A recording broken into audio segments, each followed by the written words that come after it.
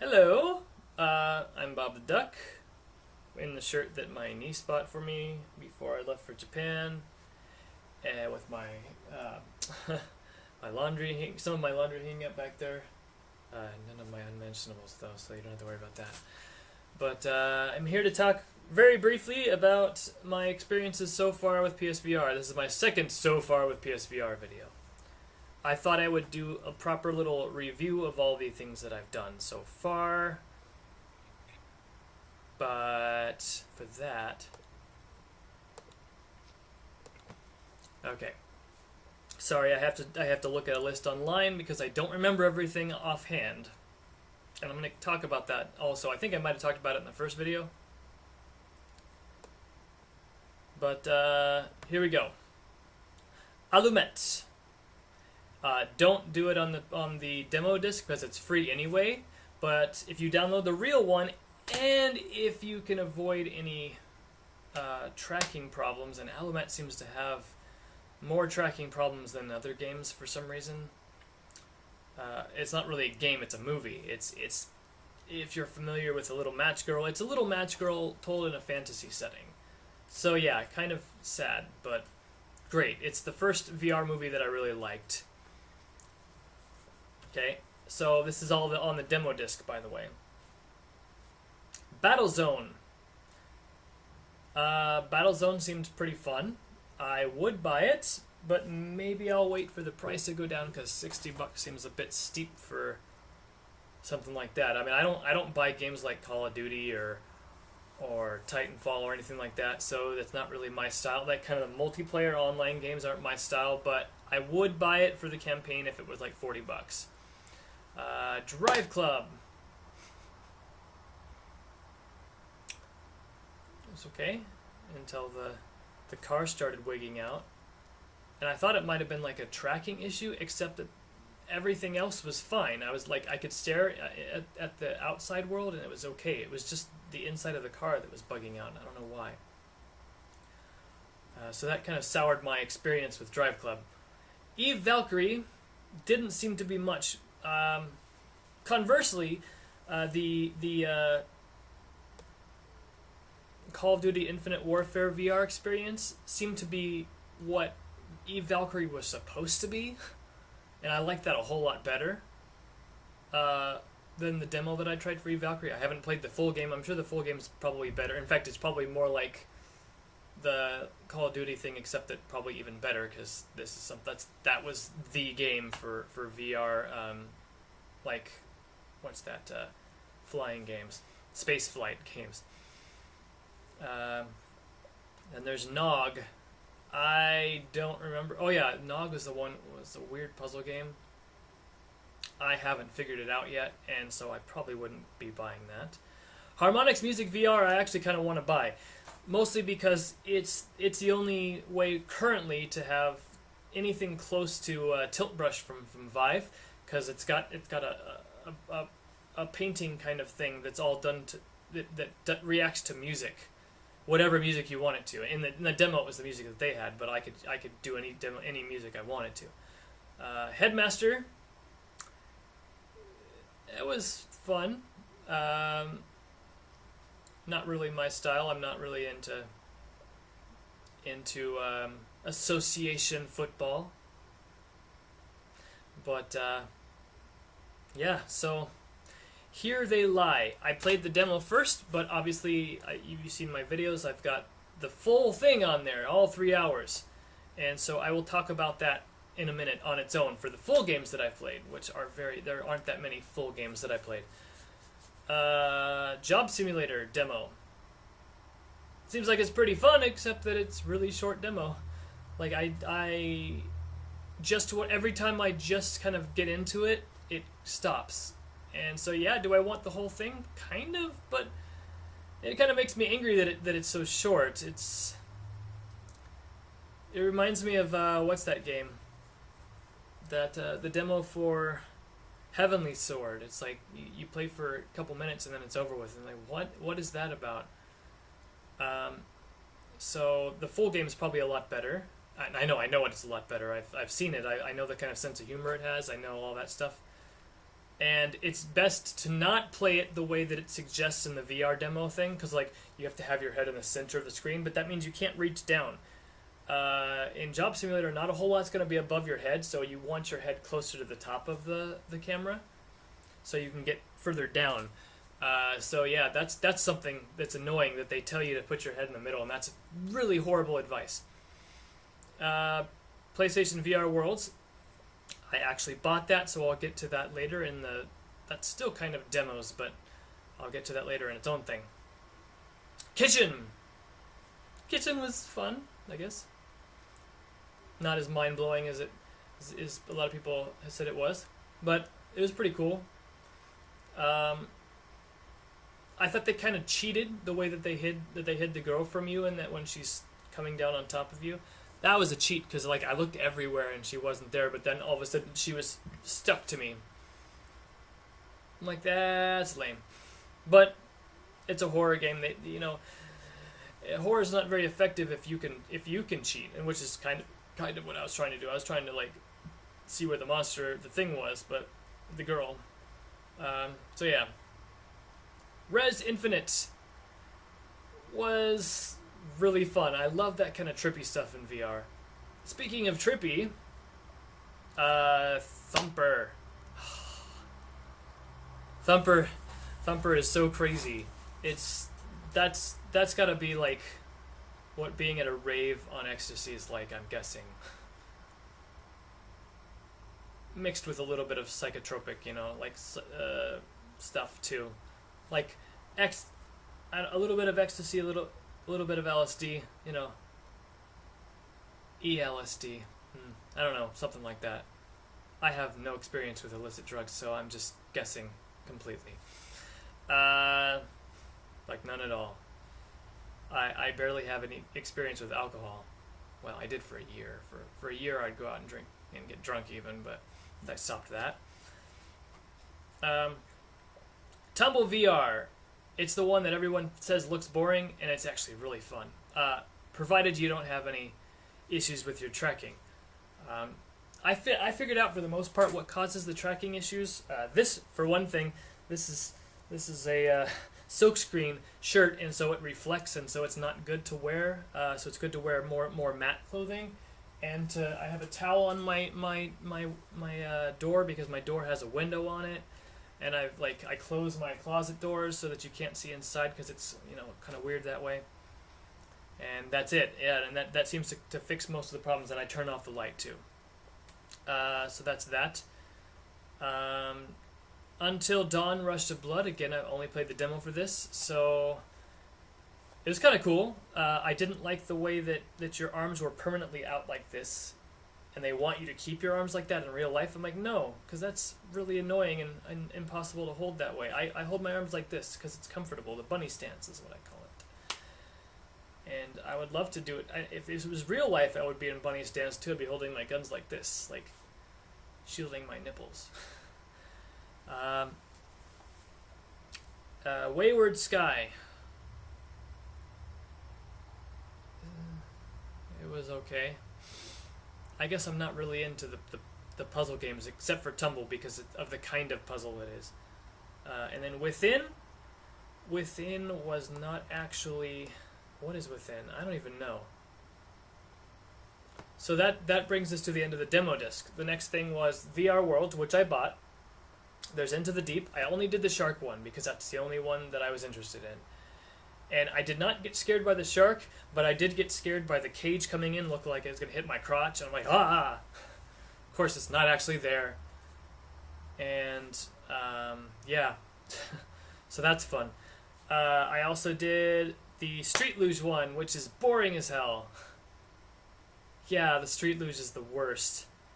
So Street Luge, and then I did Danger Ball, which is pretty fun, but I have a friend who's really good at it, and I've got videos of him, and I need to put those videos up, because he was actually really, really good at it. Better than me. He almost won the first tournament, the first one he played, anyway, so that was pretty cool. He was one score shy of winning the whole thing, and it kind of sucks that he didn't get it. And then, what else is there? So, the diving one, the street luge one, danger ball. I think there's 5 things on it, VR Worlds. VR Worlds, let's see. Because I know I'm missing one, because I know I've got the heist. The heist is the main attraction for VR Worlds, but yeah. Oh, that's right. So the one that I was missing, and the reason why I'm missing it is because I couldn't figure it out really. I got stuck. It was that the Scavenger's Odyssey one. I wasn't really impressed with that one. I was a bit disappointed because I was expecting a lot more from that. But the heist is really fun. It's if you play it with the DualShock, you get to do stuff that you still get to do stuff that you get to do with the Move for the most part, except that it's easier because you can reload with a button press rather than reloading with by holding the thing and putting it in the gun. That actually caused me to die about 4 or 5 times in the chase because I was trying to reload and I wasn't getting it in time, and so yeah, that was kind of horrible. I didn't die when I played it with the DualShock. With the DualShock, it was really easy. I aced everything, and like the gun, you still aim. You move the controller around to aim the gun, whether it's the Move or the DualShock. And with the DualShock thing, I aced it. I aced everything. I was like a gunslinger, but with having to actually put the ammunition in, not so much. So that's VR Worlds. The next thing, of course, is the Playroom VR, which if you watched my stuff, I was completely enchanted by everything in Playroom VR, but especially Bot Rescue. But I also played with a friend. I played some of the multiplayer ones, the cat and mouse one, the western one, the Godzilla. Actually, we played all of them. The Godzilla one, and it was so much fun.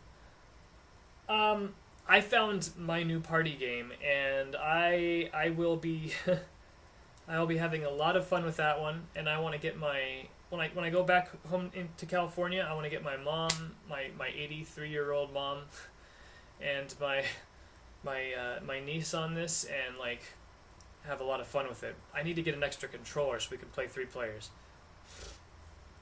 I'll let my mom be Godzilla, and then the monster, and then we'll do that one, the monster one, because that one's so fun. Although she might need to sit down because she'll fall over if she does it without sitting down. So yeah, that was really fun. And then the first game that I bought was Here They Lie. And atmosphere-wise, it's great. At least until the red light district, which is kind of gross.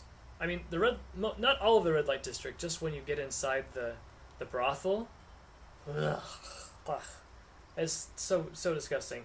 And I do not like all the philosophical or pseudo-philosophical, pseudo-intellectual bullcrap that every time you pick up the picture you hear someone talking. Every time they do that, I'm like, just shut up and get off the drugs, man. Your brain's tweaked enough as it is. You don't need any more. They make no sense, and they try to act like they're being smart, but they're just cringy. And the ending, I didn't get it at all.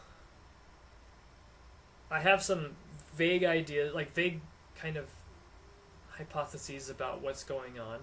There's a running theme of fire, so obviously people burn to death, whether they burn to death from a meteor strike, an atomic bomb, a volcano, a fire in a club, or fire in a subway, or a mining fire, because they give hints about all 6 of those things.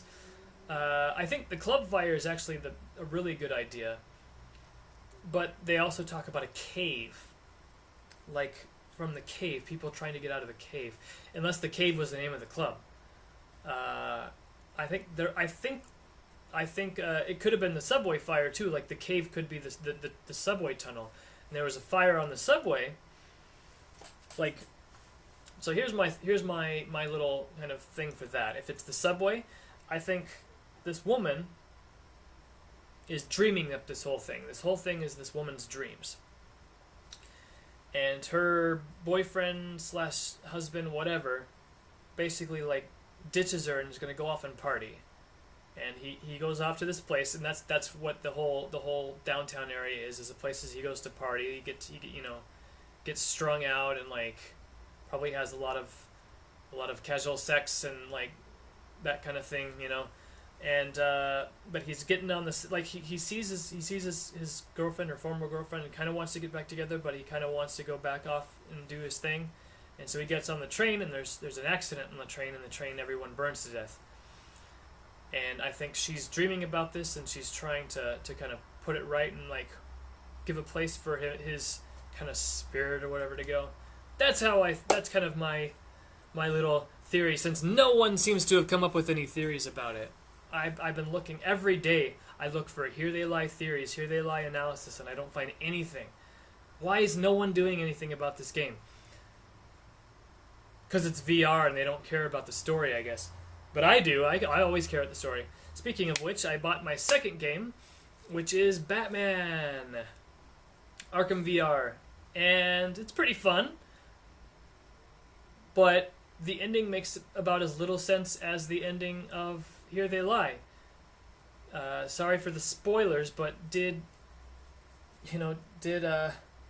what's his name?